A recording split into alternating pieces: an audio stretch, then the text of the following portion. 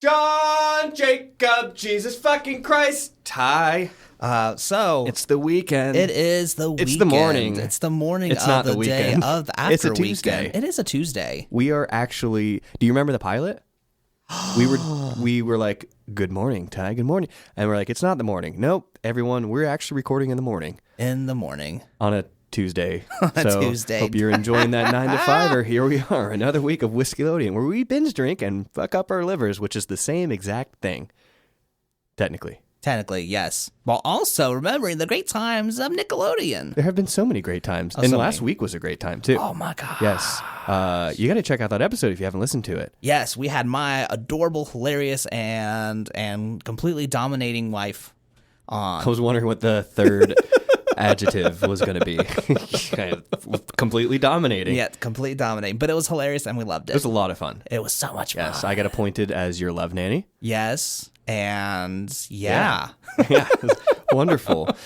This week's going to be a lot of fun. Yes. So my wife is actually back at school now. School Back at has school. Yeah. Oh, is Teddy starting kindergarten? Not yet. That's next year. That's next year. Yeah. So this is his like senior year of preschool, Daycare. Yeah. of daycare. Oh, he is a senior. He's got senioritis. Is he just like not giving any fucks? No, he's like, I don't want to go. Yeah. Well, And I'm then- sure and then later in the episode you'll have a good Teddy report. Yeah. For us.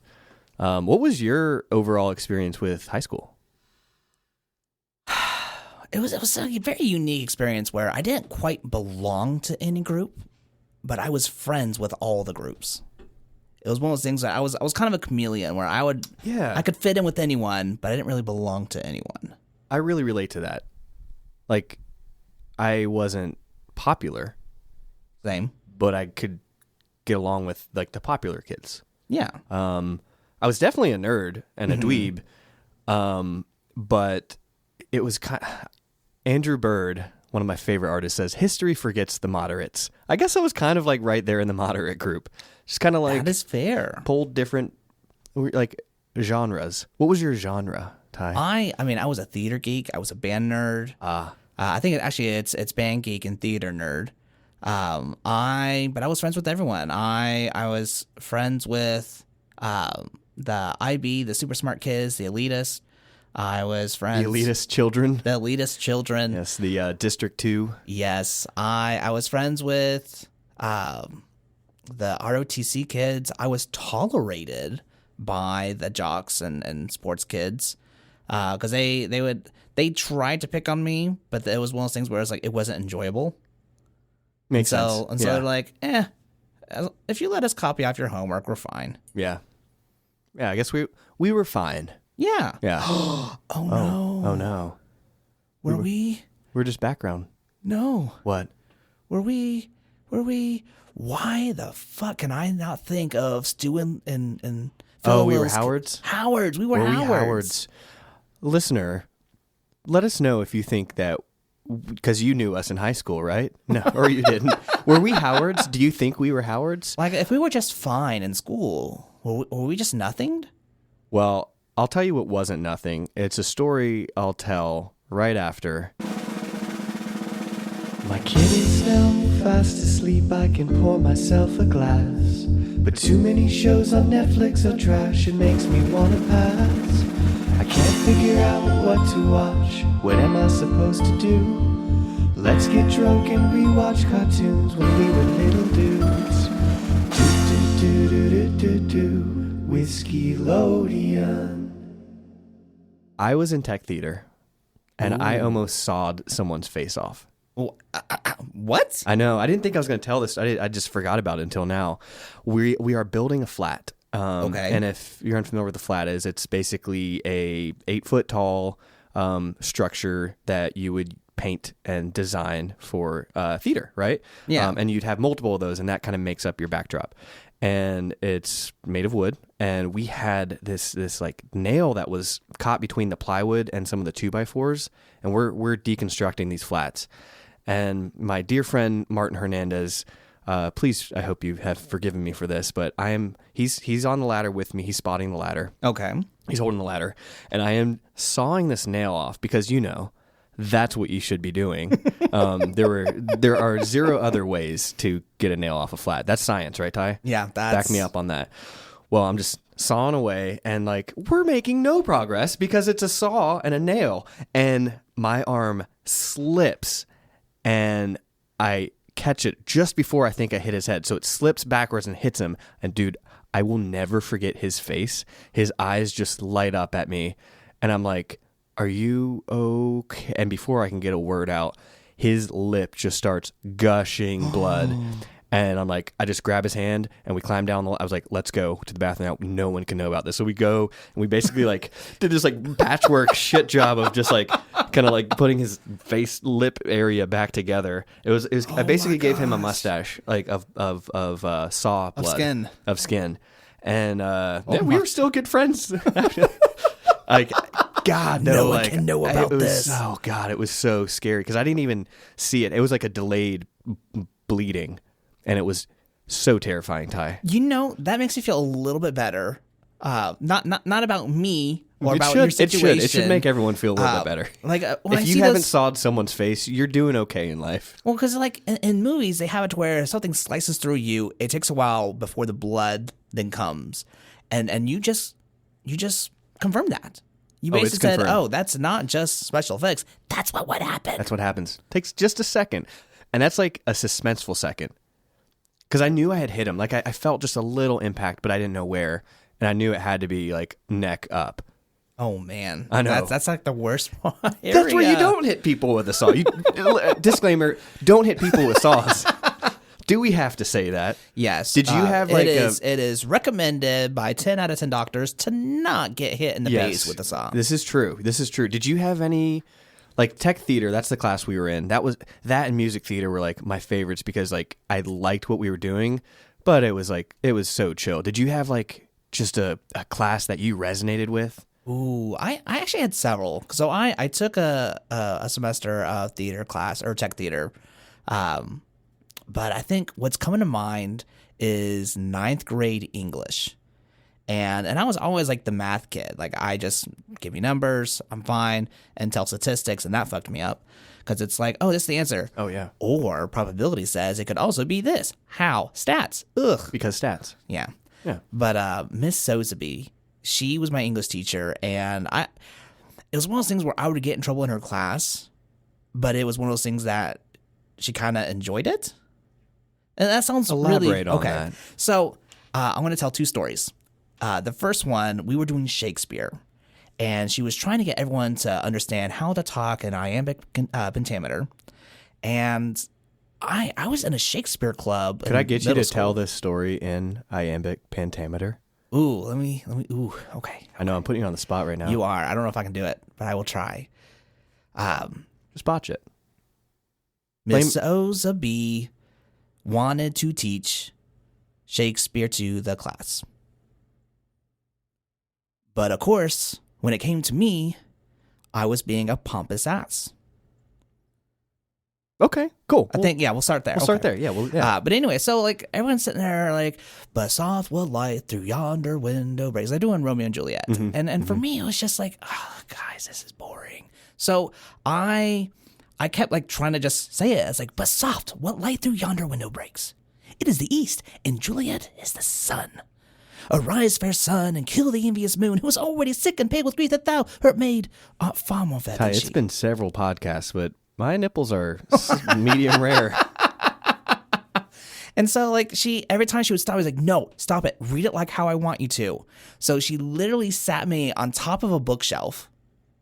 And not I had to climb. Yeah, I had to climb into the bookshelf and like face the wall to do it. I was like, Did you have a Martin Hernandez spotting the bookshelf? No, because there was a saw. You had a saw. Yeah.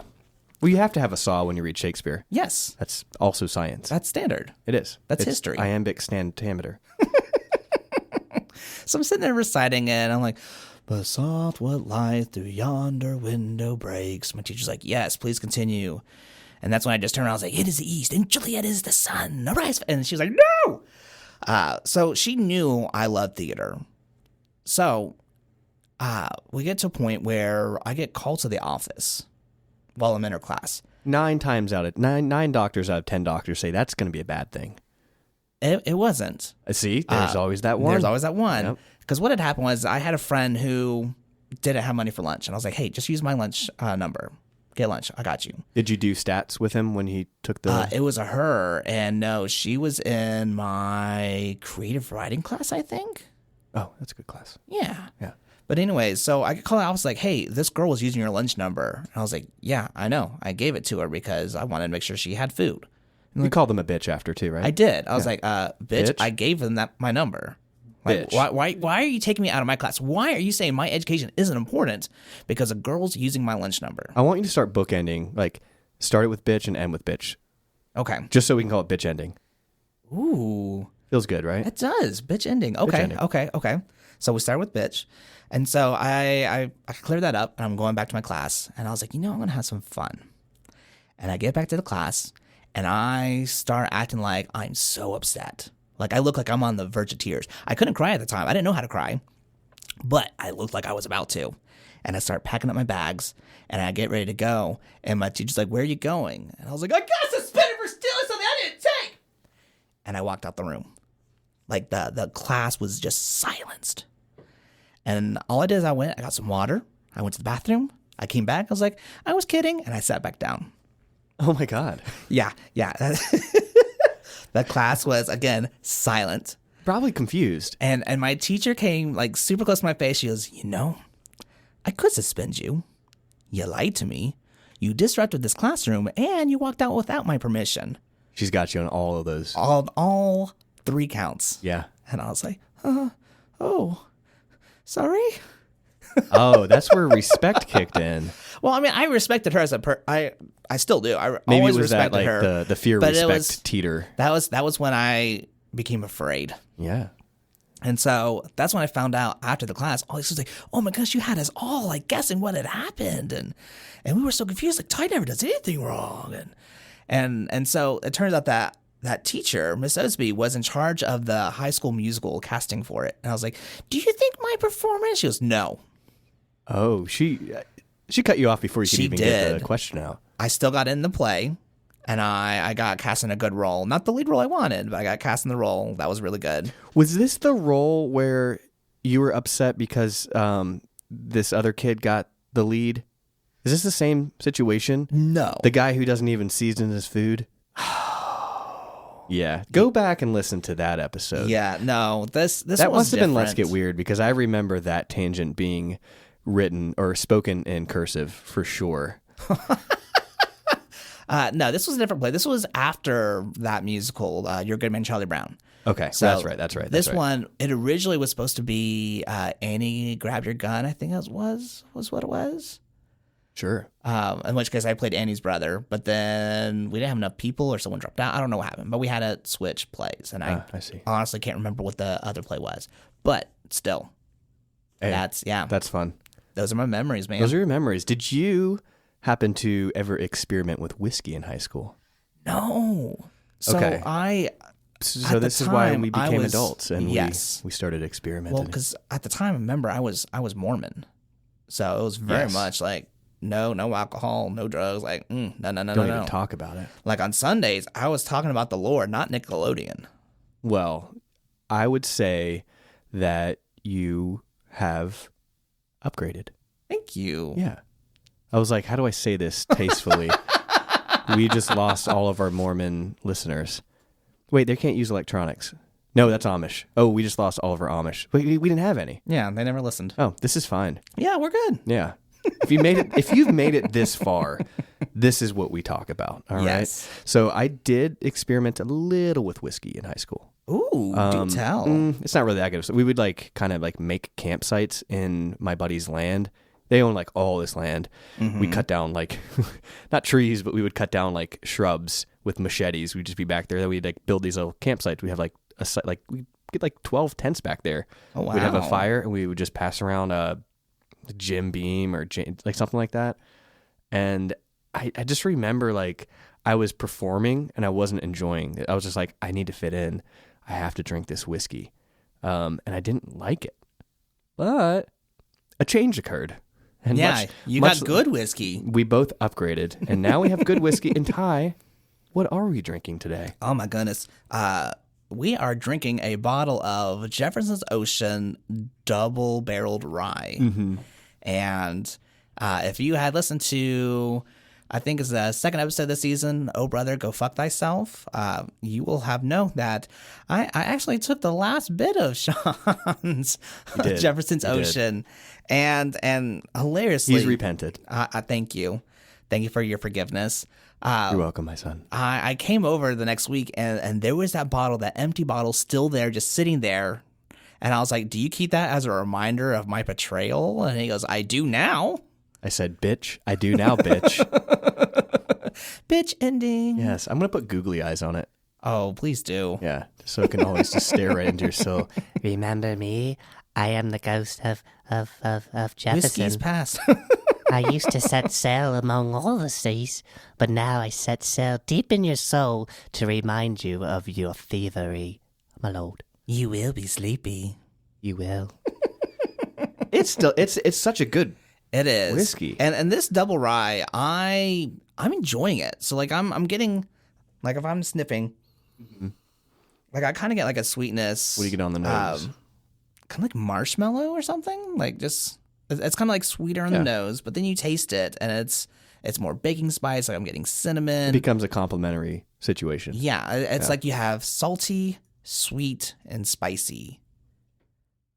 It's, you know what it's reminding me of? It really is. You know what's reminding me of? Like a sweet potato casserole where you got the marshmallows on top, you got the sweet potatoes that have like the baking spice. Let's not pair snacks anymore. Let's just prepare like a fucking feast. Like, so what'd you decide to prepare with this? 20 minutes later. We like to do the old pairing with like snacks. Yes. And dude, I am out of fucking everything right now. I did not go grocery shopping. Please donate to our Patreon. Please, so that we can get groceries for life and the podcast, which is life. So we went with goji berries. Yes. That's all I have. Yeah. And that, you know what? Like listeners. Pass the berries. Yes, please pass the berries. Thank you, Sean. Don't hate. Like, Don't sleep on these goji berries. Yeah, don't sleep on these. These actually pair pretty nicely. Yeah. Because they add like a kind of a sweetness that kind of cuts through the salty and the spice. Because they're not that sweet for berries. So when you eat it with or after or during, it brings up the sweetness. Yeah, what's actually really interesting is I learned that typically if you want to pair whiskey or a drink with a dessert, you don't want the dessert to be sweeter than a drink because then the drink becomes bitter. And so sense. Because this whiskey has like those kind of sweet notes and the goji berries aren't as sweet, it's able to complement where it's like not overpowering, it's not making the whiskey bitter, it's allowing it to shine. It's like a power couple. They make each other better. Yeah. Yeah. I like it. And goji berries are good for they're good for you, and they help decalcify the pineal gland. Did you know that? I don't even know what that is. It's like a little pine cone baby shaped gland in your brain that calcifies over time. You should look it up. I could talk about it more, but it's really not like it's not funny. And we only talk about funny things on here. Only. Get serious about like comedy putting a saw time. in someone's you get face. serious about it's hilarious. Yeah. I mean, if he would have like died, I don't think I'd tell this story on the podcast.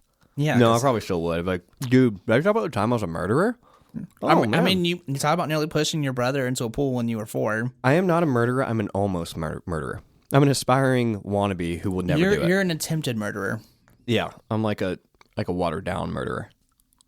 You're like a murdering auteur or amateur. Yeah, and you're like an aspiring torturer of siblings. Yeah, that's fair. Yeah, where I go through for the jugular, you go like for the psychological. Yeah, exactly.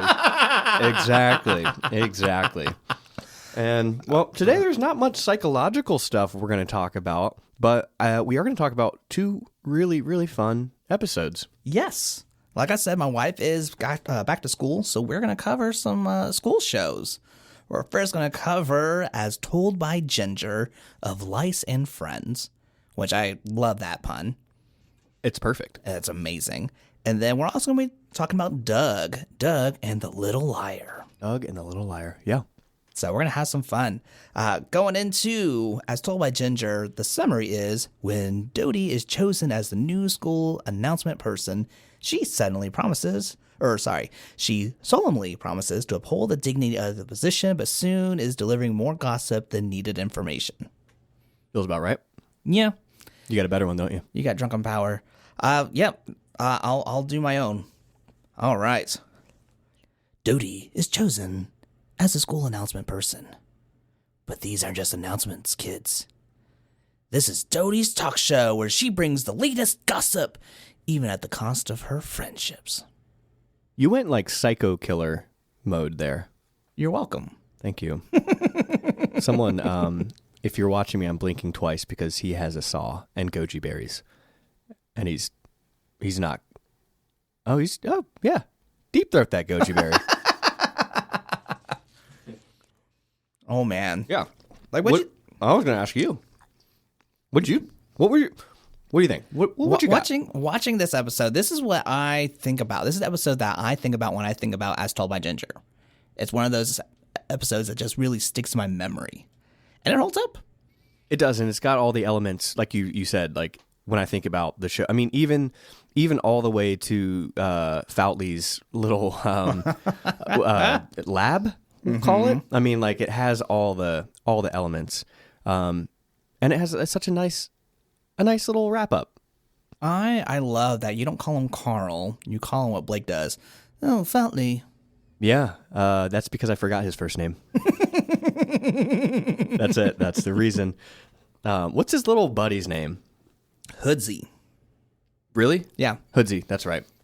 Cool. So it's Hoodsy and Carl, and they're sort of nemesis, fun to play with. Friend. Yeah, Blake Ripley. Yeah. Is he related to Courtney? Yeah. That's Courtney's brother. Yeah. That makes sense. Yeah. Half of this conversation is going to be me trying to reconnect dots. Because when you initially brought this to me, say, hey, we have to do As Told by Ginger, I'm like, I don't know what you're talking about. Like, I did not remember. That's true. Yeah, I didn't remember the name of the show. But the whole once I started watching, I was like, oh, yeah, I fucked with this as a kid. A lot. Yeah. It's a good show. It's a great show. It's a great show. The best part of it, though, I really want a bed like, who's the Chucky of the show? What's her name? Macy? Well, that's Macy. Her bed's awesome. It's Yeah. like underground. Mm-hmm. I saw that. It's like in the last scene. And I was just like, that's my takeaway. That's my goal, is to have a bed that is under the surface. It was like a cardboard cutout underneath the floor. But if anything gets under there, What would get under there? well, it depends. Like if you are having your phone on you and then you drop your phone and it goes underneath the ground. That doesn't make sense. It goes under the ground? It's already under the Well, ground. it's like carved out. I will say this. Have you seen those trampolines that are built? Yes. No. I have seen it. No, I mean like, no. Don't do those. Because you have to do it the right way, because when they flood, like all the creatures of Middle Earth come up. Also, like Middle Earth should have been underground, right? Yeah. Yeah. Because that was in the middle. Come on, Tolkien. Sponsor us and do better. I think he's dead. Well, Then his is do estate better. should Do better. I don't know what to say. Do better. You didn't get hit in the face with a saw. What's your excuse, Jar? Did you not know his first name? You're like, GR? We're merging. The bourbon, the whiskey, the rye, all of it is, this is the point in the podcast where it starts to happen. Yes. That's is the it. moral of the story. The moral story is it happened. Listeners, what we do is we have a drink before we even start, just to kind of plan things out, and we're already feeling it. And then we come in and we got 2 more drinks. That's how it goes. Except for that fucking Avatar episode. Oh man, I contributed nothing to that conversation. You screwed us. I screwed myself more than anything. So I'm doing a better job at pacing myself. Am I doing great? But you're trying, and it's a thought that counts. I'm doing it. I'm making a 2-star effort. So going to the breakdown, this show was created by Emily Kapnick and developed with her, as well as Eric Casimiro and, familiar name, Gabor Supo. Amazing. Right? Goat. Go. Unlike most animated series, much of the characters on the show often change outfits, even hairstyles, whenever a new day comes on in each episode. Yeah, I appreciated that. I do too. Because we're going to talk about Doug later. Mm-hmm. I guess he has, other than his imagination, which we'll talk vastly about, I'm sure, that dude's just got like jungle green and give up tan pants. Yeah. And a white shirt. Right? And a white shirt with like a little vest. Yeah. It's like he picked it up from a thrift store that took the day off. And then wears it every single day. Or he gets multiple copies. Yeah. Either way. But yeah, so in this show, you really get a variety. Yeah, absolutely. We have Miranda, who is Courtney's friend, was originally written to be a white girl, which is shown in the pilot. But because it was voiced by Cree Summers, and they're like, she'd be so much cooler if she was black. Mm-hmm. They made her black. Cool. Yeah, cool story. And then Did you just cool story yourself? and shush me. He actually reached over and put his finger on my lips and said, shh. Yeah. It's pretty hot. You're welcome. Yeah. This also is the final Klasky Supo produced Nicktoon that is not based on the Rugrats franchise. Their eyelashes look like, you can tell he's behind it. Yeah. Like, there's certain assets to characters and like their eyes. Like, I got All Real Monster vibes too. Yeah. And Clockwork Orange vibes. That part. Ooh. Okay. Just go look at that guy. Yeah. I see it. This is also the only Klasky Supo show that was rated TVY7. Oh. It was a little more mature That's audience. up there with Goosebumps. Yeah. Yeah. You need to be at least 7 to get these jokes. Yeah, because if you're 6, you can go fuck yourself. And then the theme song has 3 versions. The first sung by the voice of Ginger, Melissa Disney. The other by Miranda, Cree Summers. And then the final, more popular version, the voice of Macy Gray. Macy Gray. And can we just talk about that theme song? Like that? I watched this episode. I just watched it once to prepare for this. Mm-hmm. But after I was done, I went ahead and rewatched the theme song. Yeah. Just so I could hear it. Someone once told me the grass was much greener on the other side. Well, it is on the other side. Yeah. Like, you know what that gives me? Macy Gray. That gives me the vibes of, don't go chasing TLC? waterfalls. Yeah. Yeah. Do you think it captures the show, or are we just kind of wrapped up in just how beautiful the song is? I think it does capture the show. Okay. Because it's very, it's like it's like that empathy for how hard it is to be a kid, like what we talked about in the Orange Years. The Orange Years. Yeah, is that like fair? It's very much, it's like, this isn't a flashy song. There's no like loud beats or something that gets you hooked in. Like, this is a very it's acousticy. It's like singer songwriter. Yeah, and I don't mean that in a derogatory way, because I think a lot of people would say like coffee shop or singer songwriter is, there's some opinions about it. Yeah, but they're wrong and they can go fuck themselves. Yes, you 6-year-old bitch. Oh, we just lost our entire 6-year-old audience. Yep. If you're 6 and you're listening to this, please fuck all the way off. Do not be here. You can leave. Yes, you can leave. We haven't done one of your disclaimers lately. Oh yeah, if you are not old enough to listen to this podcast, you can leave. Yeah, 28 to 30 minutes later. Yeah, it's a great theme song. Yes. And this show may be TVY7. This podcast is not. Kindly leave. No, yeah, kindly leave. But go listen to Macy Gray's version. I haven't heard the other versions. Have you? I'll have to try and pull it up individually. Yeah. But I was kind of excited to know that there was other versions, and I'm like, and they kind of all have a similar voice, like that raspy voice. Mm-hmm. So I feel like it'd be kind of almost like hard to tell which one's which unless you like really know their voices. I'm gonna give it a go later. Okay. Yeah. But I really did. I went back and re-listened to it. I was like, this theme, the show's really good. And it's nice when you have a theme that makes sense and that is equally beautiful. And Nickelodeon does a really good job at that. Yeah. Props do. Yeah. Did you say props to Stu? Did Stu write this? No, I said props do. Props due. Props to Drew for making money. I don't know. But he also raised Angelica. Yeah. Yeah. Fuck that guy. Fuck that guy. So, hold on. I know what you're going to say. But anyways, So, going back to the show, we are introduced to how they pick the announcer of the month. So each month they do a drawing, and it's like, all right, well, now you're going to be the person. Was it random? It was random. It was randomly drawn out of a jar with people's names. Okay, question for you. Answer. Do you like this method more or less than how they handled the class president and Harriet the Spy? Honestly, is that an unfair poll? We talked about doing unfair polls. And we're going to do one, but it would already been done. It would already been done by the time this comes out. That's true. Yeah. So if you guys like that, let us know if you want us to do another round. Yeah, we'll do more. Yeah. We got you. Yeah. We definitely know what that poll was. Yes. We definitely know what it is. Yes. I have no idea. Puppies and peanut butter was one. Puppies and peanut butter. And then we'll figure out the others. But anyways, so to your question, I think the problem with what's in this episode or showing here at Lucky High School is that you'll get people who are just boring and put people to sleep or who just don't really care. I think it should be... So while it's fair, the outcome may yield unpleasant savory results. Yeah. Savory. That's way better. Yes. So I think a mix, like kind of doing it the way it was like, hey, someone can be class president, fine, but someone else is going to be the editor. If you're interested, put in your votes or put in your name and we'll vote for it.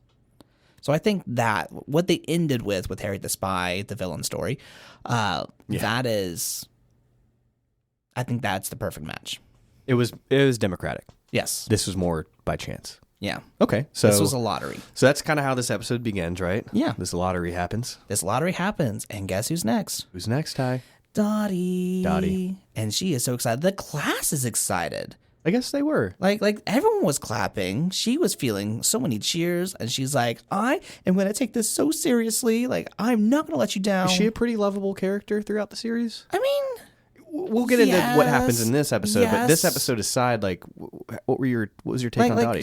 She was fine. She was Howard. She was us in high school. Yeah, she was us in high school. Or it was just like, oh, she's fine. She got along with mostly everyone. Yeah, she got along with most people, but she drew a lot of friendships from people that were kind of ostracized. Okay. So that's why she was like best friends with Ginger and Macy. That's why she would talk to the janitor and learn like, oh, hey, here's some hot goss out of the trash can. Hot goss out of the trash can. That's probably my favorite set of words I've heard in a long time. Come on, get your hot goss out of the trash can. If you haven't got your hot goss out of the trash can, are you even living? Give me a saw. I feel like that needs to be like a show, Hot Goss from the Can. Hot goss, hot trash. Only on fucking TLC. God damn it. So what? So she gets voted in. Yes. Or her name gets drawn in. Yes. And that's when Courtney and Miranda give their hopes that Pody will do a good job. Pody. Yeah. And so she's like, oh, did Courtney just, like, in her own way, congratulate me? And Macy is the deadpan character, and I love her. Like, she's like, actually, she congratulated Pody. Yeah. Pody doesn't mind. She's, like, dry, but also, I looked it up, and it's not the same voice actor who voices Chucky, but I thought it was. That would have been a really cool thing, but it's also like, oh, that person got typecast. Right. Well, I mean, she's got range. Yeah. Anyway, but it did sound. I was like, "Is this Chucky?" But no, like I fucking love her. Because like some of the funniest jokes come from her. And we'll get into that. There's always truth. We talk about like humor and truth, right? Yes. And I think she really nails that. Absolutely. So, we now cut to Hoodsy, who's passing by the Mad Lab, and Carl comes out. It's like, hey, Hoodsy, look, I found a Siamese earthworm. And it's like these two worms that are conjoined at the hip? Dick. Slick? I think they're conjoined at their worm dick. Okay. Yeah, these are dick conjoined Siamese earthworms. Let me just check in real quick with our science computer. Yep, it's the dick. And so Hoodsie lets him know, I was like, hey, man, I can't really hang. I got lice. And it's like, oh, man, I hate to hear that, buddy. He goes, yeah, I was given like an evil shampoo and a comb to get rid of them. He said that? Yeah. Evil shampoo? An evil shampoo. An evil shampoo. And a comb to get him out. I would go to a concert if the band was like Evil Shampoo. Evil Shampoo. Yeah. Absolutely. What band opens for them? Five Finger Death Sponge. Yes. We sure do. Mm-hmm. Yeah. Watch out, world. You think we just had a podcast for you? No, we're opening for fucking the band that we just said. What are they called? Evil Shampoo. Evil Shampoo.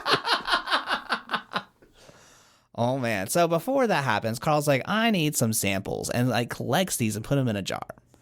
And his idea is like, I am going to make the world's only, but especially first, lice circus. God. Also, that's actually the real headliner. Yeah.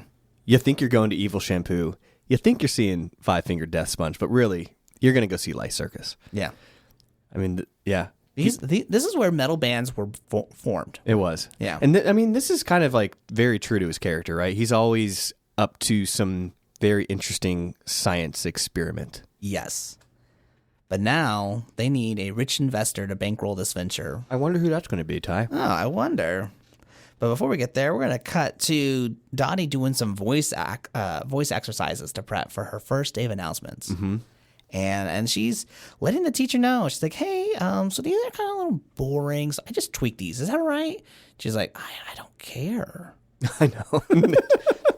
Like, she looks so uncomfortable, and Dottie's trying to talk to her. I was like, you're a kid. Why are you talking to me? I love the adult consistency, the vacancy. That I do not care. Yeah. I don't care. It's the announcements. Yeah. Have fun. Have at it. And so that's when she goes in. She is basically making an announcement that there is pudding on the ceiling and that the ladder is missing.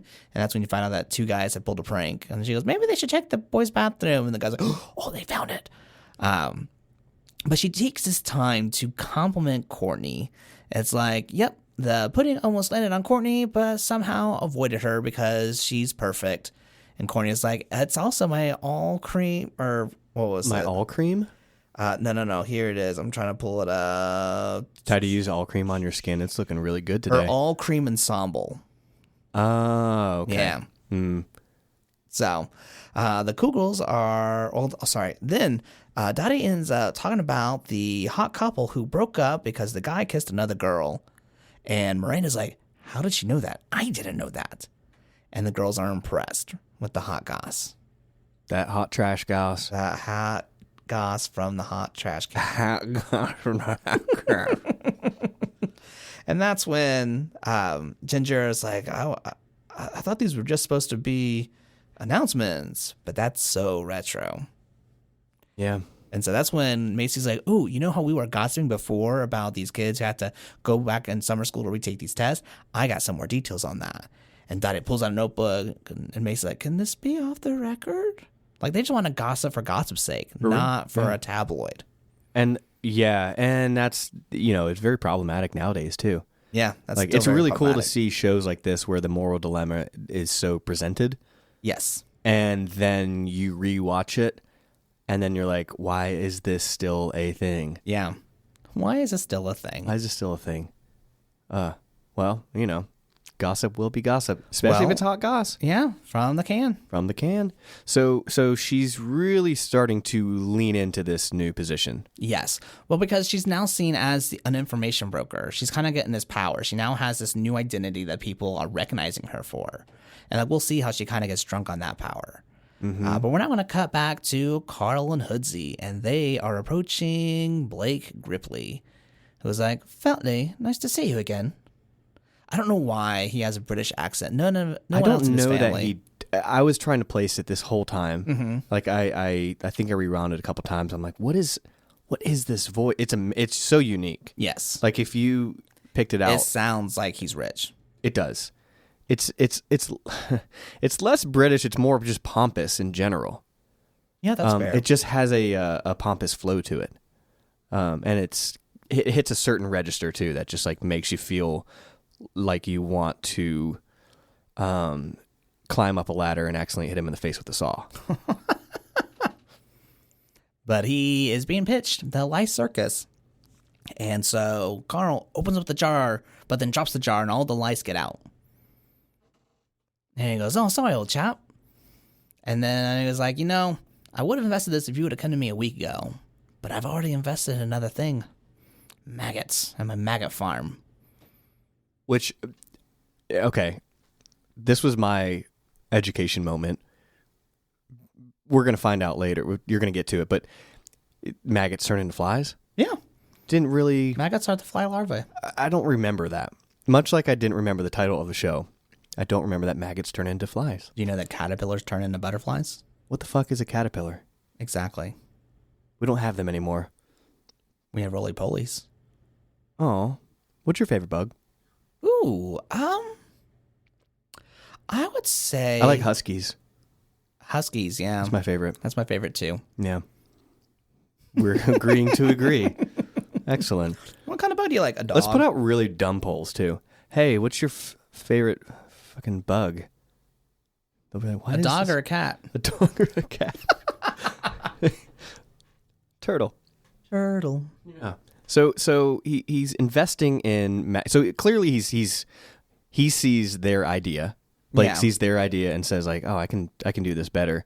So he's investing in maggots. Yes.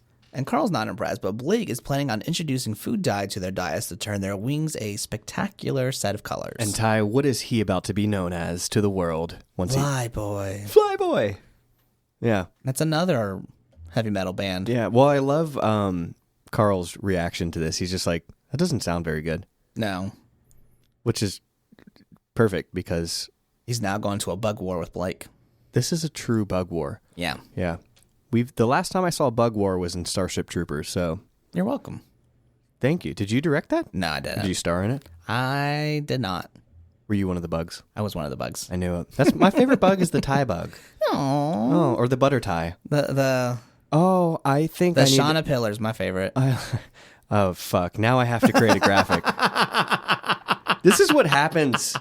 We're like, all right, all we have is a podcast. No, we're going to create graphics around it. And now there's going to be Shauna Pillar. Shauna Pillar and a butter tie. So I evolve into you? Yeah. Oh, I have big shoes to fill.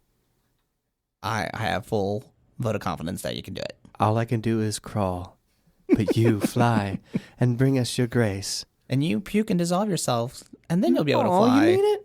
I mean it. Oh, those nipples are just staying medium rare all day, baby. Well, that's not a bug war, but we are in the midst of a bug war. Yes. Betwixt these characters. Betwixt Carl and Blake. Do we cut back to some other gossip stuff here? Yes, we do. Okay. So Dottie introduces the lunch special, the chile con carne, and talks about how Chef John got the recipe from a jailed embezzler at the state's minimum security prison. And everyone's like super impressed by the specialty. But who isn't? It's not even that she's not impressed with the recipe, but it was very much that... Not the recipe. The information. Yeah, with the information. That's going to be Ginger. She's like, I don't think Chef John wanted people to know he used to work at a prison. And if he did, he would have said it on his own time. Yeah. That was and very somebody fair. were like, oh, I didn't know he was a sous chef. Yeah. At a minimum security federal prison. Yeah. Or state prison. And so, like, that's when... I feel like at that point, Dottie's now kind of burning bridges. Like, she'll say whatever it is, even if this was the turning point, right? This is when, like, Ginger's like, I'm uncomfortable with what she's willing to share. Like, I don't know if I can share stuff with her. And so that's when we cut to major news. Lucky High has lice on the loose. And I think this might have been Carl's fault. I don't see it. There's no possible way. All those lice that just fell on the ground at the school. Now there's a lice check. Courtney and Miranda are planning on washing their hair 4 times instead of the normal 2. It's too much. Yeah, I would think so. Too much. Yeah. How often do you wash your hair? I probably wash my hair maybe once every other day. Yeah, once every other year. That's how you're supposed to do it. Oh, fair enough. That's why you'll never get lice. Thank you. You're welcome. Appreciate that, butter tie. Butter tie. Well, Shauna Pillar, we cut to Courtney and Miranda. We're sitting there wanting to wash their hair because they think that lice only like gross super messy, dirty hair. Hippie hair. Hippie hair. Yeah. He might as well have said it. You might as well. And that's when you see that Macy's kind of stressing out. And Ginger's like, hey, it's going to be okay. It's just lice. And that's when she's like, this is how the bubonic plague started. Probably. more or less. More or less. Yes. Oh, that's right. More or less. I honestly didn't fact check that, but I will always agree with what Macy says. Yeah. So I assume that is just truth. Yeah. The lice got into the rats, and the rats gave it to the people. Yeah. And then the people turned into zombies. And then the zombies made more zombies. And then they turned into caterpillars. And that's what happens when zombies fall in love. Thank you. They make more zombies. They make more zombie and babies. Caterpillars. Yes. Zombie baby. Opening for Evil Shampoo this summer. Wherever you get your concerts. Yep. And the Maggot Farm tour. Oh, the Maggot Farm tour. And speaking of Maggot Farm tour. Yes. So. What's happening? I love this bee story. Yeah. This is a really fun bee story. It's just kind of that weird, quirky war of bugs. Well, it's like on brand with Carl. Yeah. And Hoodsy. It's just kind of what they do, but this was just like, yeah, this is perfect. And so we find out that, like, Blake comes over and he's wanting to check on them. And Carl's like, ooh, I'm doing so good. See, check this out. Turns out all the lice are dead. What? Wait, was it the fleas? No, they were lice. Oh, wait. The lice got away? And then he got more lice. Oh, but that wasn't his flea circus? No, it was a lice circus. A lice circus? I thought it was lice circus and maggot farm. Oh, right. Okay. Lice, fleas, we don't need to split lice bugs. over it. Oh, yeah, but that was, you look at this little jar and they're dead. They're very dead. And there's just like a little lonesome trapeze up top. Yeah. And that's when Carl's like, he did this. Yeah. And he vows revenge. Yeah, and he's going to do it. And he is. But first, we are at the gym, and they're getting ready to do archery. Did you do archery in gym class? Fuck no. I would have loved to have that opportunity. I would have loved to do archery. I dated someone who was a really good archer. Ooh. And I was terrible. That's fine. That's why it was dated. Yeah, that's why we are no longer together. She's like, you know what? Like, you're a nice guy, but you can't shoot an arrow worth shit. You can't shoot your shot. Well, yes, and you missed your shot. Yeah, I did. Yeah, I was my own Cupid. Yeah, archery would have been a great. We had bowling. I didn't even have bowling, but it was way too much effort. You know how bowling is? Yeah, a pretty laid back sport. Let's be honest. This was like you had to set up the pins every single time, and there weren't even like proper gutters. Yeah, scratch that. What did you have in high school that was like your most, I would say, like avant-garde sport? Dodgeball was one of my favorites, or kickball. Kickball was fun. I wish I would have done archery because I took archery when I was in Boy Scouts at a Boy Scout camp. And you're a Boy Scout? Yeah. I got my Eagle Merit badge and everything because my dad forced me. But yeah, so I took archery and I was also really bad at it. But the reason I still got the merit badge was because I was really good at fixing broken arrows. So I got the broken arrow award. So like if the feathers, that's a badass sounding award, right? Yeah. And so like if the tip had broken off, I could like pull it off and put a new one. You would trade tips or first. I would trade tips, or I would fix the feathers. Yeah, and that's how I got the merit badge. Shit. Yeah. Okay, but that was only in Boy Scout. You didn't get to do that in high school. No. Yeah. We had like a game in elementary school called Flubberball. No, see, I assume. Tell me about Flubberball. It was basically dodgeball, but I assume that like the school just didn't have enough money to inflate these balls, so they were like flubbery. They were like not inflated all the way. They couldn't afford the copyrights to actually use kickball, so they called it flubber. Yeah, they didn't want the old Mr. Copyright Dr. Copyright to come down and be like, "Hey, you can't have these kids playing these games, because I patented it myself, you have to pay a fee, And they were just deflated balls. And we'd throw them at each other, and I'm looking back on it now. I feel like that would hurt more. They absolutely hurt more. Damn. Yeah.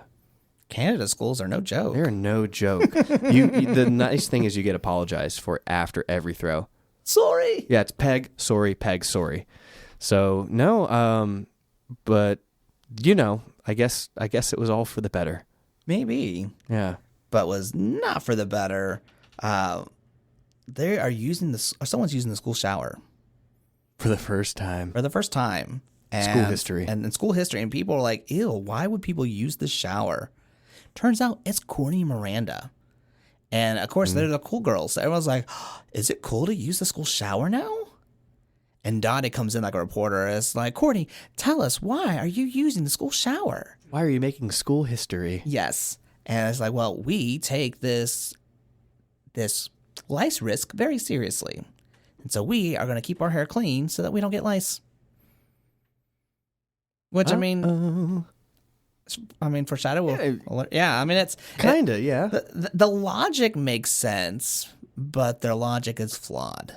It's really good foreshadowing because it's not on the nose. Yes. It allows you to, like, you kind of know what's coming, but you can kind of appreciate the process. Yeah. And so as they're going through, there's a special announcement. The nurse checking the lice has the flu. So I was like, oh. But then they're like, oh, but then we got a replacement. I don't think they were all. I think they were like, I think that was a sigh of relief. Oh. Did you? Yeah, if you go back and watch it, I think they were like, like it was kind of like, it was like, oh, we don't have to go through this bullshit lice check. Yeah, but they're scared of each other. They are, but I think you can, it's yes and yeah. I think they were scared of each other, but they also didn't want to have to do the thing. Fair enough. Because I mean, like, did you get lice checked, by the way, in school ever? Like, probably not high school. Not in high school. Maybe like elementary. Do you remember how open it was? Like, we didn't have partitions. Yeah, it was not. Yeah, it was like if you had lice, everyone was going to know about it, and it didn't happen through the school announcement. Foreshadowing in the podcast meta. So, showers. Well, they're not making the announcement, and turns out they're getting Ginger's mom, who is a nurse, to come in last minute to check for lice, and everyone just turns and makes fun of Ginger. Well, is there something I missed? Like, why is it just embarrassing that it's like your parent? Yeah. Is that it, pretty much? I think that's what it is. Okay. Like, oh, your mom's going to check for lice? Ooh, lice lady. Oh, God, that's a terrible nickname. Yeah. You don't want that. Although it does make for a great band name. I mean, Lice Lady, like, what would be the equivalent? Like Blondie? Blondie, the artist? Yeah. She's Lice Lady? I'm just saying like a punk rock woman band. Lice Lady. Oh, Lice. Okay, gotcha. I was thinking the equivalent to, well, you know how thoughts go in this podcast sometimes. Yeah. They just nowhere. They just kind of, where'd they go? There's not. There it is. There it is. This is where Ty saves me. Come back. And Ty says, All right, so everyone is making fun of the Lice Lady. Ginger is upset that Dodie would share the news on air, but Dodie can't let friendship get in the way of hot goss. Dodie also overhears that Courtney thinks she's a trendsetter, which emboldens Dottie. Because, like, Ginger's sitting there saying, hey, this is hurting me. Like, I'm not okay with this. And then when she hears that Courtney is calling her a trendsetter, she goes, well, you don't respect me and my art and my craft. Like, very much it's like she would go from like, I don't know how I feel about this, to, bitch, you don't know me. bitch. She bitch ends. She bitches in. She bitched in. She bitches ends. Oh, it's the best sound. Yes, it does it. Yeah. She really starts to, just elevate this position of power. Yeah. And lean into it even more. She's getting drunk on that power. Yeah. We were at like a 4. Then we were at like a 6. I think we're at like an 8 right now. Yeah, we're at an 8. Yeah. I can agree with that.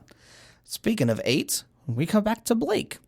Yes. Who has come to invite Carl and Hoodsey to Cirque de Fly. Yes, he does. Cirque de Fleur. Cirque de Fleur. In which case, Carl tries to show his lice. Oh, but that's when they show up dead. Oh, we kind of skipped that point. So, Ginger now comes back to the school with her mom. Fuck this B story. We're back to the A story. We skipped it. We already covered that part. Oh, it's okay.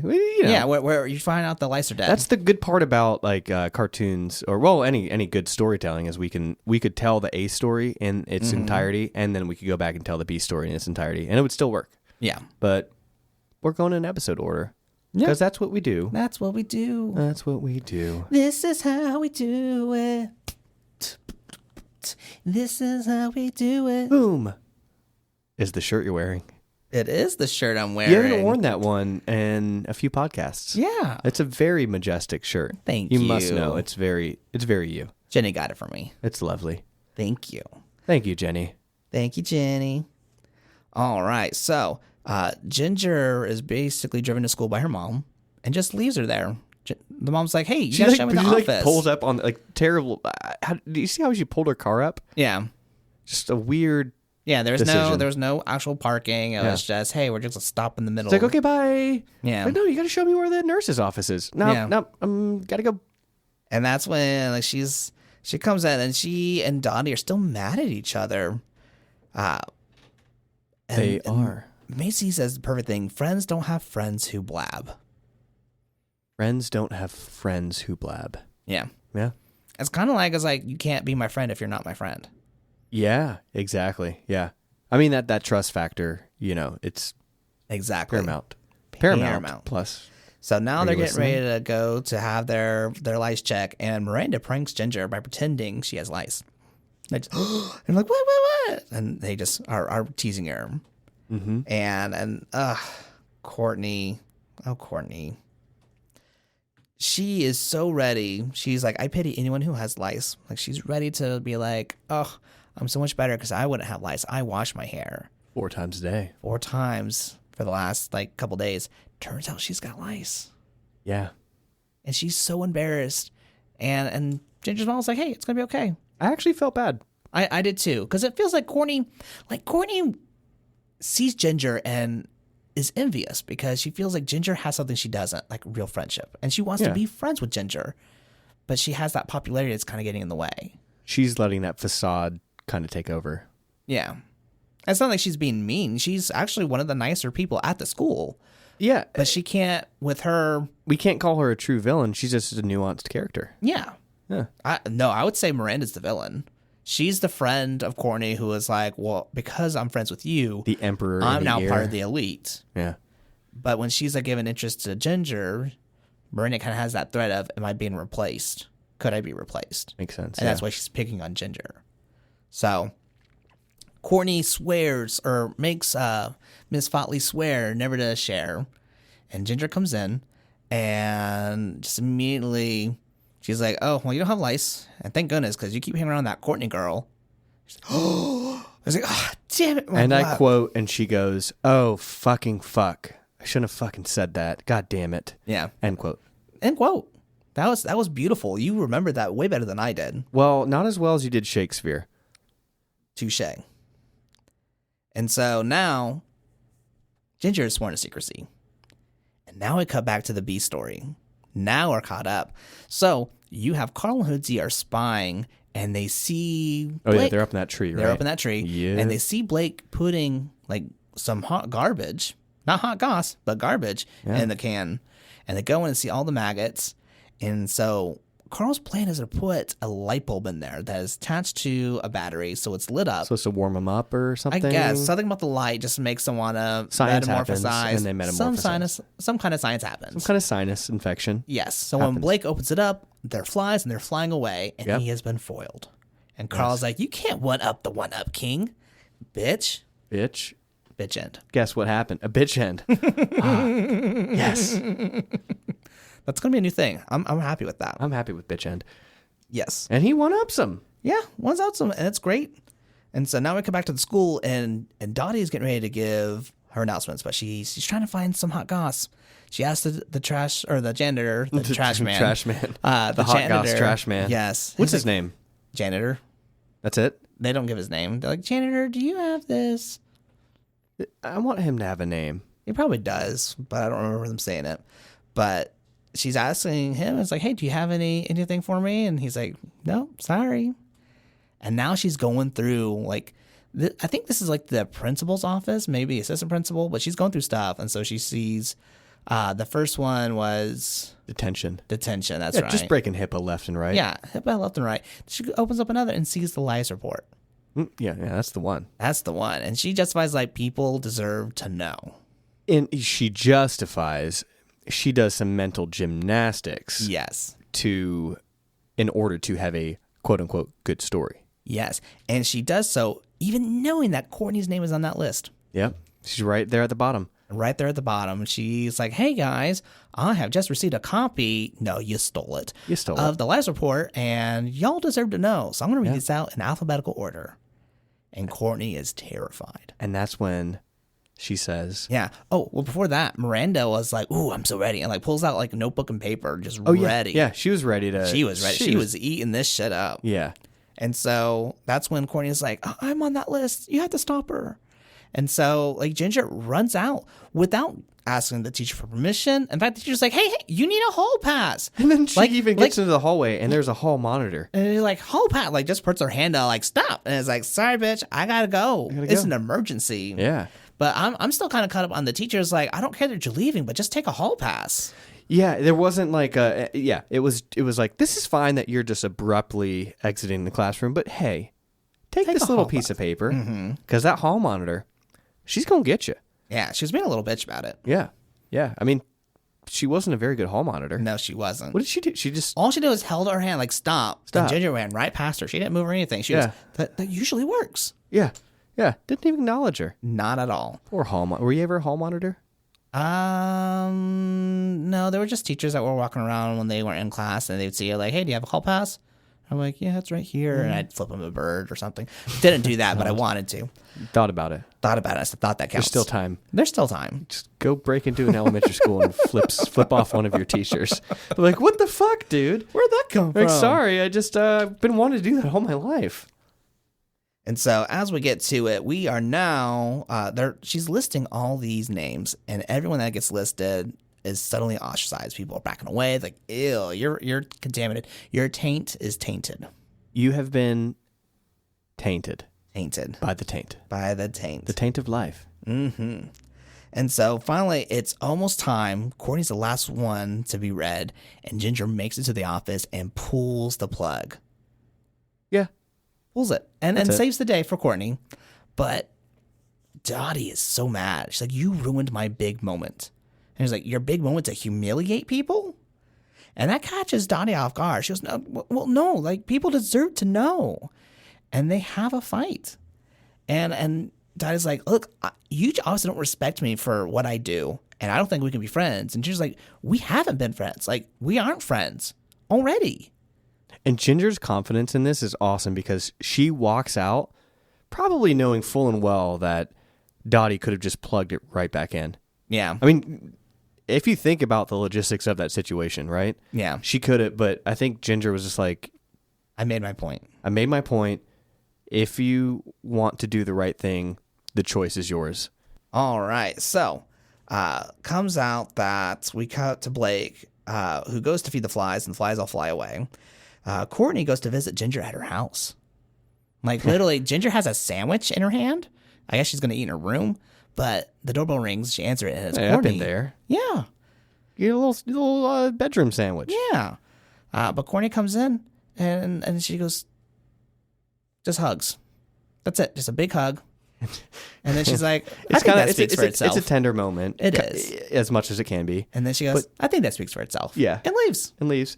And Ginger's reaction, dude, I lost it. Yes. So first she's like, oh, that was sweet. And then it hits her.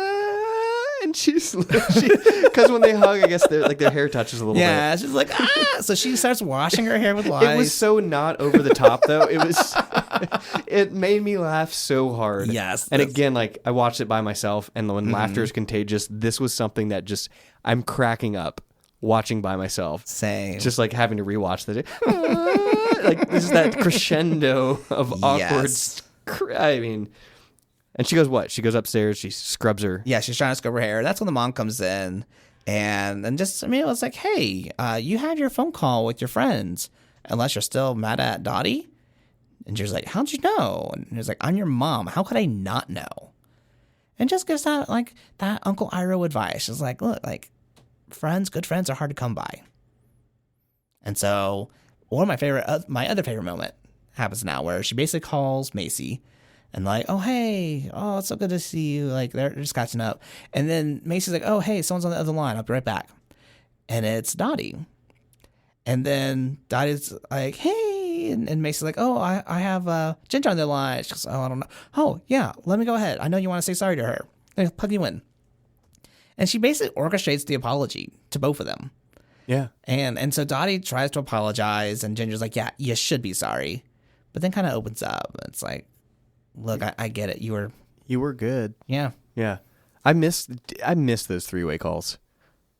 I do kind of miss. Yeah. Well, it was all you had. We didn't quite have Video. Well, we didn't have video. We didn't have instant messenger yet. Yeah. So it was like, if you wanted to chat with a group and you're not physically with them, it was someone had to mediate these calls. Yeah. Or you had to get a pigeon.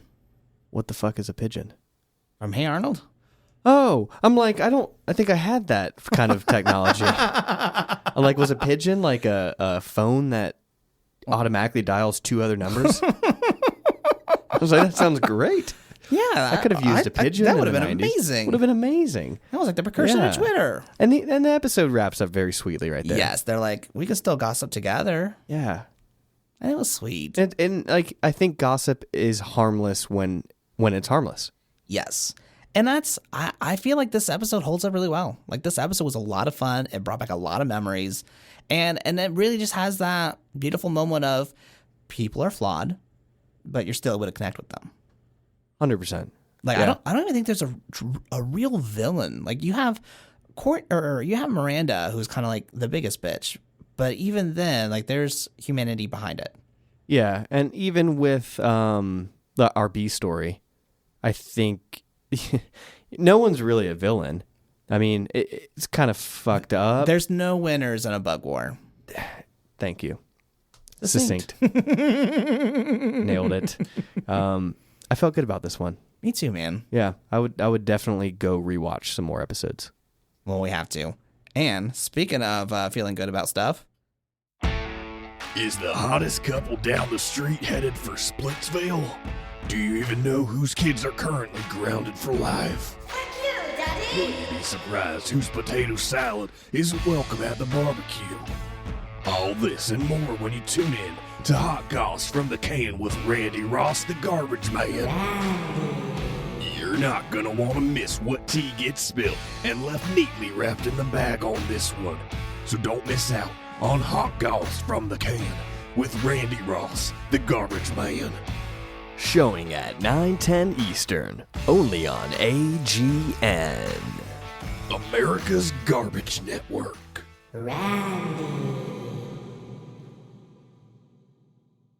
Yum whiskey, yum whiskey, yum whiskey, yum whiskey, yum whiskey, yum whiskey, yum Whiskeylodeon. Oh, well, so much salty goodness. Man, I'm gonna. There's only so much whiskey left in the world. I'm gonna try to nurse this for the rest of the episode. You feel good about it? Yeah. You got. Ty has both of his glasses pretty much half full. I mean, I've been trying to drink, but I'm also talking a lot. Yeah. Well, you can talk and drink at the same time. Let me show you how it's done. Show me how it's done. So basically, what's going on is you want to keep the glass up here, and it makes for this lovely effect. So when I say what I say, I drink what I drink. And when I drink what I drink, I feel what I feel. See? So basically, you really want to get your whiskey up there by the lips. Luke, I am your father. He never fucking said that. He said, no, I am your father. You're Yeah. right. You're right. But Yeah. still, Yeah. Well, butter tie, Shauna Pillar. I think it's time for bottoms up. And then we continue the episode. And then bottoms up. Well, man. I think is it Doug time? Yeah, it's duck time. Do you want to do one more thing before Doug? Oh, yeah. We got to do. The Teddy Report. For babies. So, Sean, I know you're vegan, and I love and respect you for it. Oh, This study report's gonna go someplace, and I had to set something up first. it was like the saddest, like, Sean, I know you've made a choice in your life, and I respect you, but no, you're a little bitch. No, not at all. Tiny bitch. Okay, yes, but not because you're vegan. Thank you. All right. So I bring this up because Yeah, where's this going? I had to admit that one of my guilty pleasures is to get a chicken quesadilla at Taco Bell because that Chipotle sauce is life-giving. And so I am taking Teddy grocery shopping, and I have to bribe him. Like if I go to Walmart, he goes, "Ooh, did I get a treat for being a good listener?" Sure. And so we're shopping, and I look over and I see Taco Bell is now selling their Chipotle sauce in a bottle. And I was like, "Teddy, look at this." And he goes, "Oh my God." Nice. And I immediately was like, do I have a fucking Janet for a kid? Mm-hmm. Like, if it was just a little more nasally, "Oh my God." Like, Did he have like a performance to it? he did. There was Like, a he was cadence? like, "Oh my." Like, and his hands were like moving. Like, "Oh my God." And I died laughing. So does Teddy watch any like TV shows with you? No. He's pretty adamant. He's got his new shows. He's got Mira, the Royal Detective on Disney Plus. He has Crush or Crusher. I think it's whatever. It's some like monster truck show that's Nickelodeon actually, like Nick Jr. Oh, And then sometimes he'll do Bluey on Disney Plus. Bluey. Bluey. It's a show. It's an Australian animated show. Okay. That deals with a family of healers. Dogs. It's anthropomorphized dogs. Healers. Oh, like blue. Yeah, blue Bluey. healers. Got it. I was like, what kind? Like apothecary? So what are we talking here? I mean, it's a Blue Man Group show. He puts. Oh no, we don't talk about them anymore. We don't talk about Not after they Bluey. stole my pillow cookies. My pillow cookies. They're my pillow cookies. Well, speaking of lies and theft, we gotta talk about Doug, man. All right, so we are covering Doug and the Little Liar. This is season 3, episode 18. But if you're on Paramount Plus, it's episode 9, and it's just the second half of it. Oh, that's why they did it that way. They were being weird. That didn't make any sense. I know. It should have been 10. If the first part was 9. Well, no, because or 8. basically the episode 1 would have been consists of episodes 1 and 2, Right. 3, 4, 5, 6. Oh, okay. So this was 17 and 18. This would have In been theory. in theory, yeah. Okay. So Fine, Nickelodeon, fine. fine. The summary is Doug is convinced that Skeeter's new girlfriend Loretta is a liar, and Skeeter is blindly being taken on a ride. I've never heard that phrase before. Oh, you're being taken on a ride. You haven't? No, Yeah. that's the thing. Well, if you're being blindly taken on a ride, you're going to crash. See, when I think of blindly taken on a ride, I'm thinking, oh, you've been kidnapped and blindfolded. Yes and yeah, baby. Okay. Yeah. I mean, he is still being blindly taken on a ride. Yeah. Oh, By his dick. By his blue dick. Is Skeeter blue? Turquoise? He's a turquoise peen. Good for him. Good for him. This show was created by Jim Jenkins. And fun facts, Doug, when he moves into town, he moves to 21 Jumbo Street, a spoof of 21 Jump Street. It was. It was. Mm-hmm. Roger Klutz's mom is a professional monster truck driver. Did Johnny Depp have a cameo in this episode anywhere? Possibly. He may have popped in He somewhere. may have. This was also one of the first 3 shows greenlit by Nickelodeon Animation. And so Billy West, who voices Doug, also voiced Roger Klutz until it was picked up by Disney. So apparently there was a budget freeze in 1995, which led to Jim Jenkins shopping the show, and Disney just went ahead and bought the entire production company. Oh. Yeah, that's kind of what Disney does now. That tracks. Wait, so I forgot it got rebooted? On to Disney, yeah. And did Billy West stayed, With Nickelodeon. He did. So- he wouldn't go so to Doug Disney. became a different voice actor. voice acting entirely. From what I'm understanding, yeah. He did Roger? He did Roger as well. Wow. I mean, he also did. Oh, he did Ren everyone. and Stimpy. Like Fry. No, I yeah. mean, he did. Yeah. I mean, he's phenomenal. he's amazing. He's amazing. I didn't realize he did Roger. That's actually pretty like you can kind of tell when it's Billy West because he brings his own authenticity to every character. But Roger has a pretty unique voice that I didn't realize was the same person. Cool. You're welcome. And I then, didn't say thank you. I said cool. You're welcome. You're welcome. And then finally, so whenever they do the intros to Doug, they'll have like kind of like a mini open, and then they'll go to the actual thing where it lists the title. We get a little cold open, and then its own unique. Yes. Yeah. And so It's always different. It's very nice. there's actually only 4 versions. Always feels different. It does feel different, but there's only 4 versions. You have the first one, which was on the pilot, Doug chasing Porkchop, but then walks back to the light switch with one of his feet stuck in the paint can. That's the one I always remember. Doug raises his leg in preparation to chase Porkchop, but then changes his mind and simply turns the light off. And that's actually what happened with this one. And he holds his arms out, Yeah, he goes, and then Porkchop jumps in and turns off the light. Porkchop eludes Doug and gets to the light switch first, turning it off as he barks. And then finally, Porkchop throws the black paint towards the screen, and it flows down and fills the frame. Yeah, okay, I guess there are only 4. Yeah. I remember 100. It definitely felt like each one was different. Yeah. Because And- obviously the title is different. Yes. So you're kind of paying attention to that, and then everything else is kind of background. Yeah. Hmm. And so this one starts off with you got Doug and Skeeter hanging out, and they see Loretta walk by. And Skeeter starts off with, like, Doug, you should go say hi to her. And Doug's like, I don't know. And Skeeter starts calling him chicken, starts doing the chicken dance. And Doug's like, well, what about you? Why don't you go and talk to her? And then he does the chicken dance. I'm like, y'all. Such an interesting insult, because I don't know if you've ever met a chicken, but when they're upset, they are fierce. They are Have you fierce. played Zelda? Yes. Those Oh my chickens will goodness. fuck you up. They will do not, end your life. Do not take a sword to a, I think they're called cuckoos. Yeah. Do not do it. They will fuck you up. If someone called me a chicken in Hyrule, I'd be like, wow, you respect me. You fear me. You fear me.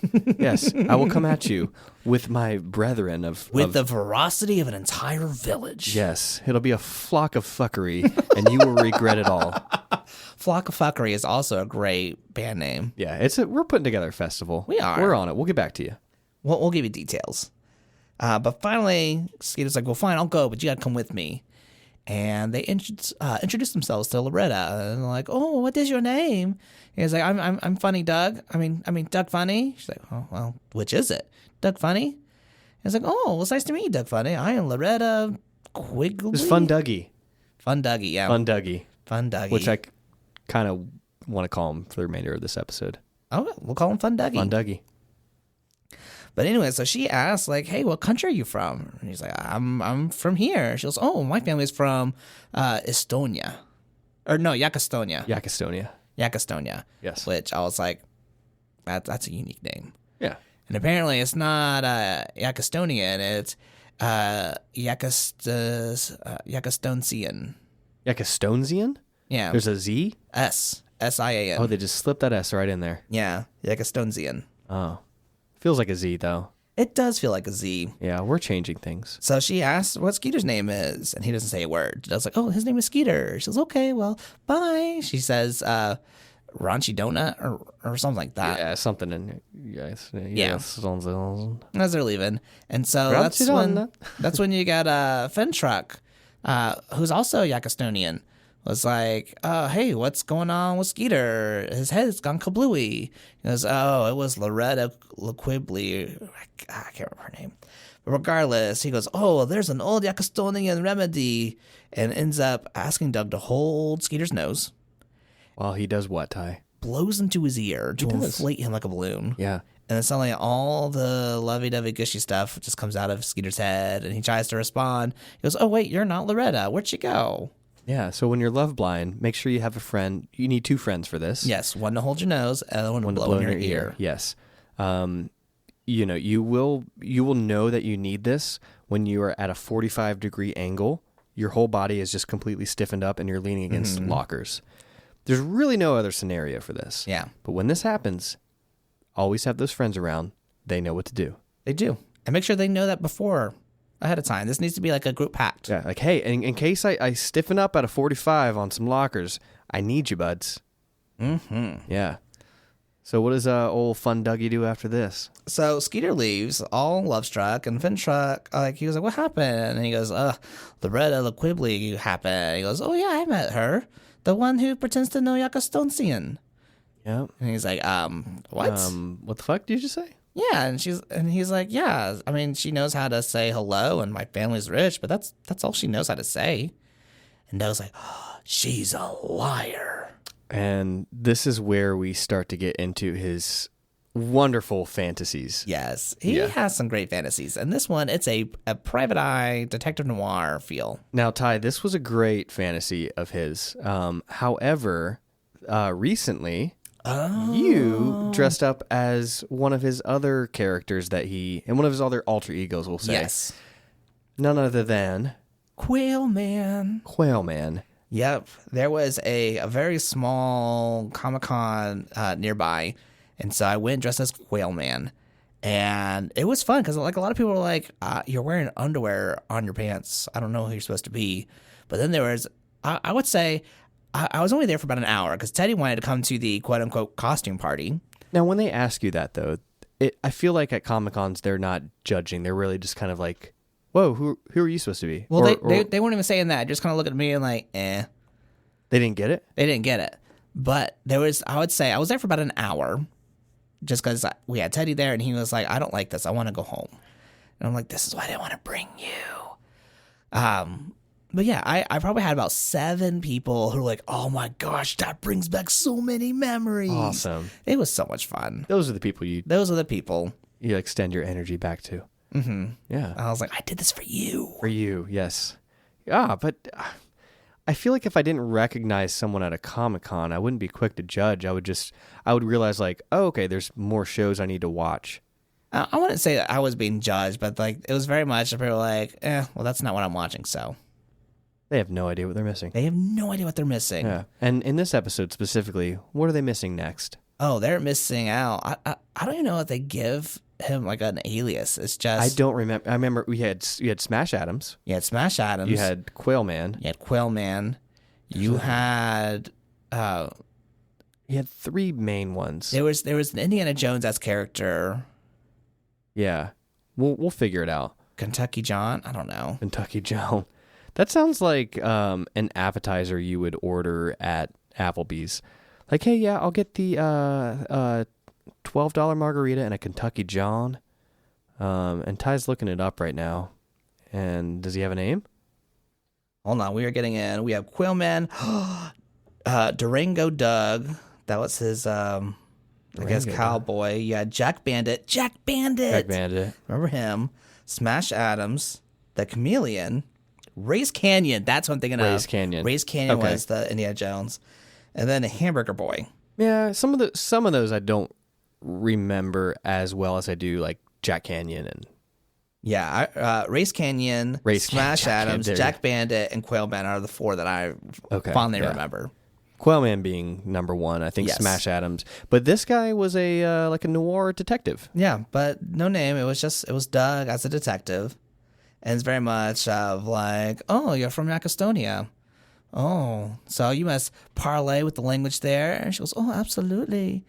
And he goes, just spouts gibberish nonsense. And she goes, oh, I'd love to. And he goes, oh, that's interesting, because how was Jack Estonian for? Would you like some transmission fluid? Yeah, transmission fluid. Would you like to drink some transmission fluid? She goes, oh, with your accent, I didn't understand. I thought you were asking about the dinner. It's like, why would I go out with a liar? Fintrick says, you don't know Yakastonian for Doesn't beans. He pop out of like a... Yeah, he ends up hitting a little thing and then pops up on the screen, and there's Fintrick going, you don't know Yakastonian for beans. Was that a screen with him on it? Yes. I thought it was a very strange wine cooler. I thought he was keeping him in a... Okay, this makes way more sense. Yes. I was concerned. I was like, this whole skit makes sense, but why has he put Fintrick in a fucking wine cooler? Well, that's hilarious. It's like the screen from The Office. Oh, yeah, fair enough. I can see that. It's a little screen. But anyways, so he's like, oh, Loretta gets away with it. She's like, but why would I lie to someone who's so strong and handsome? And like Doug immediately freezes up. He goes, oh. Yeah. And she goes, besides, your friend Skeeter's nuts about me. And then she walks away. This is in his imagination. Yes. Yeah. Let's keep that in mind. So he comes back from his daydream about being the detective, and he's walking with Loretta and Skeeter. And she's talking about how, like, oh, in Yacostonia, we ride horses all the time. And my dad, he would write books about my first horse. He was a novelist. And then Skeeter was like, yeah, and he also was like a grand champion at surfing. And then I was like, wait, I thought your dad was a horse farmer. And that's when he's like, oh, no. She's like, there's big waves out there. Yeah. Or something. And so Doug's like, all right, there's some shit going on. And so they go to the movie theater. And I'm like, oh, who wants to go see a movie? Skeeter's like, I do. So, oh, we can see this one that has my aunt, Marlene LaFlame. Sure. That was her name. Was Marlene LaFlame. No, I appreciated the eye contact for that one. Because like sometimes Ty has a look at his laptop. We know. I mean, like he's got a lot of information from him. But for that specific delivery, Marlene LaFlame. Yeah, he just looks me dead in the eyes and says, Marlene LaFlame. I felt it. Yeah. You're welcome. Yeah. Oh man, but Loretta apparently forgot her purse, and Skeeter offers to pay for it. And this is when he's thinking that Skeeter's being taken for a ride and imagines them skiing. So they are on a snowy mountain, and this person comes in and is like, oh, these skis would be perfect for you. Skeeter comes in, and she's like, oh, this is so beautiful. I want it. She goes, the skis? No, the mountains.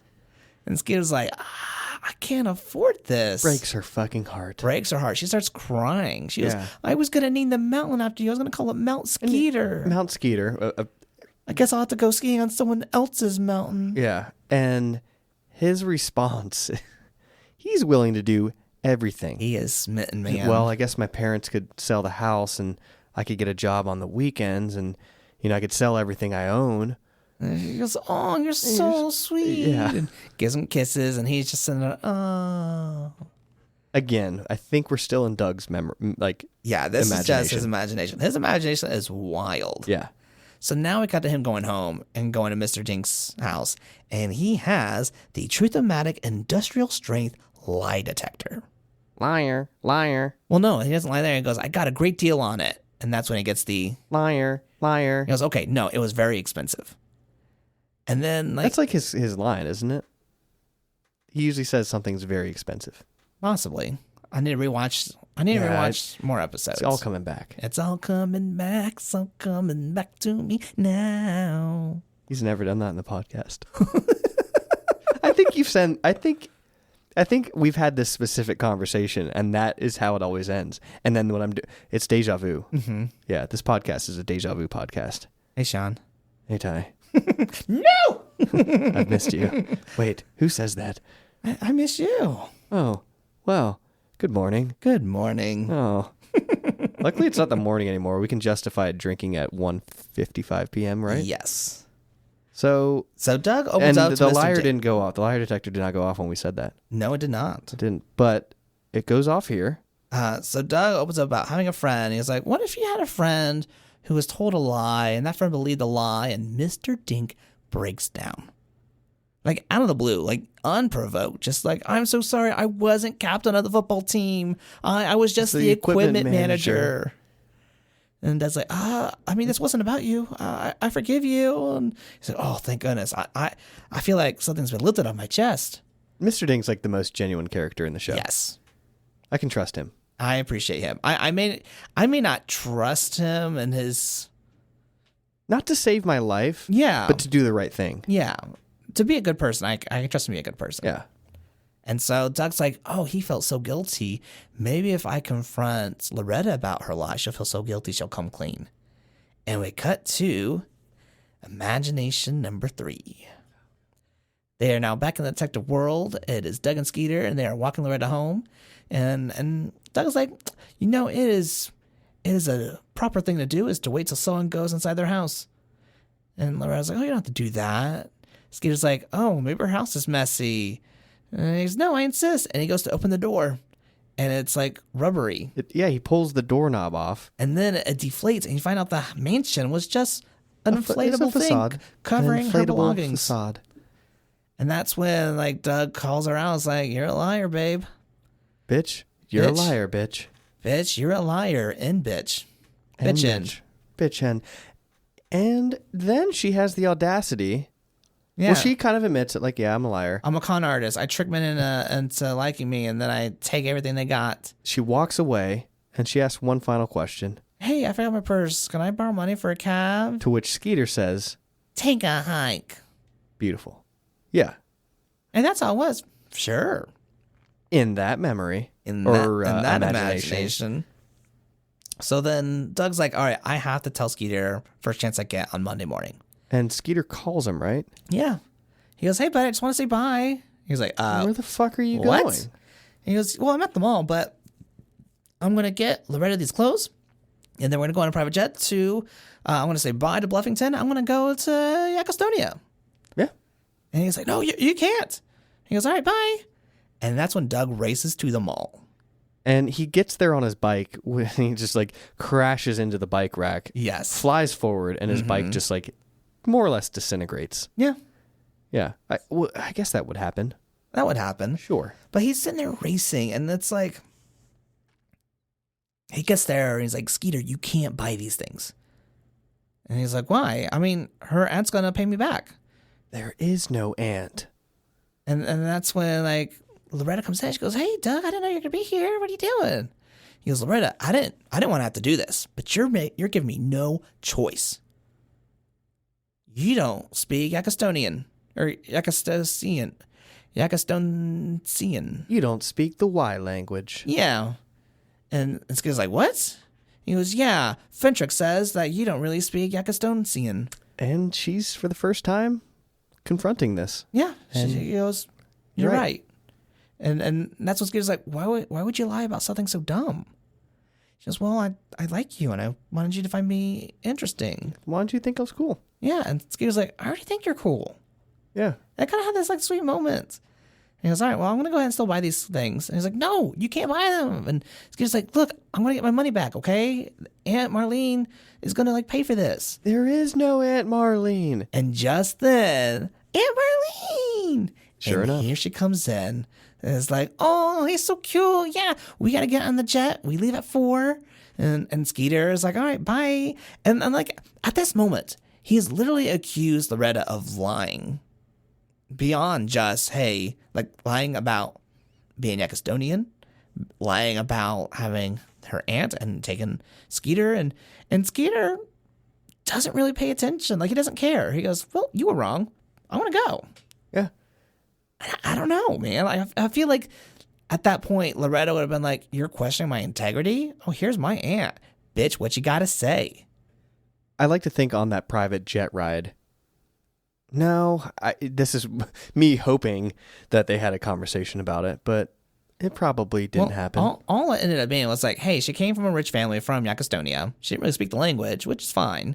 Everything else ended up being true. And the episode was about Doug. It's always about Doug. It's So always about like, Doug. He is so selfish. Did Doug grow from this? Yeah, he was like, okay, one little white lie doesn't equate to a whole character being a lie. And he's writing in his journal. He's like, I'm never going to judge someone ever again. Liar, liar. Pork Chop brought the lie detector in. Pork Chop just jumping on in there. Pork Yeah. Chop is a sassy bitch. He's a sassy bitch. And that's the episode of Doug. That's the episode, man. Yeah, I was entertained. I had a lot of fun. Yeah, I got to be honest because I've watched 1 or 2 Doug episodes as an adult, well before we had the idea of this podcast. And I was like, this isn't really working. And I wonder now. I wonder if that was on Disney. Ooh, that is very interesting. So, because you can tell the difference. I feel like. Okay, so there is, that is definitely something to explore. But there are some episodes on the Nickelodeon where it's like, that's kind of weak. Yeah. So like I was looking at another episode where like Roger Klutz finds Doug's journal, and that's not a particularly strong Doug episode. suffers at the most from just falling flat.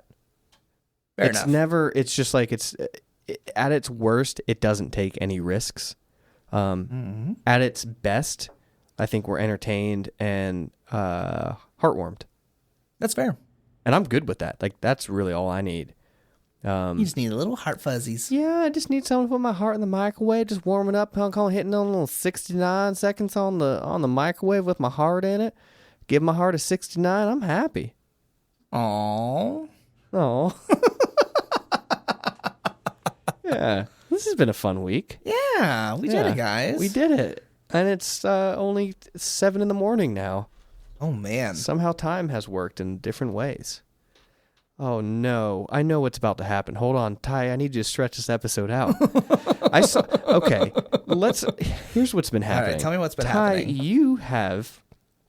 Your words have been talking a lot. Mm-hmm. And because of that, you have not been able to consume your Jefferson's Ocean.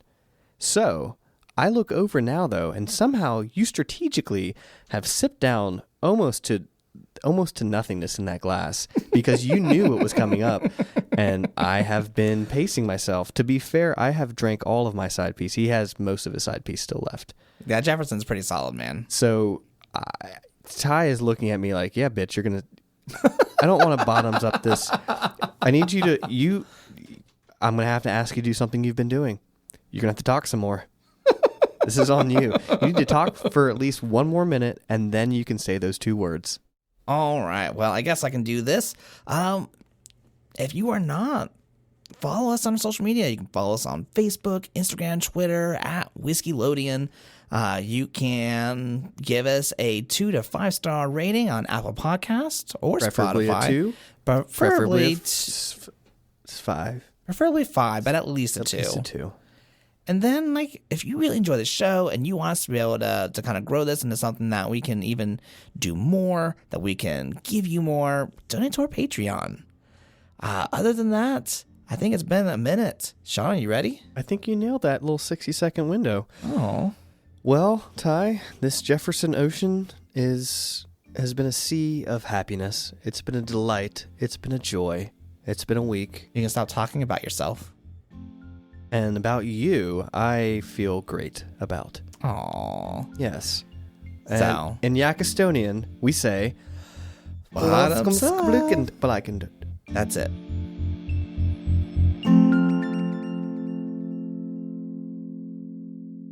Yeah, you sip that, you nasty bitch. Bitch. Bitch end.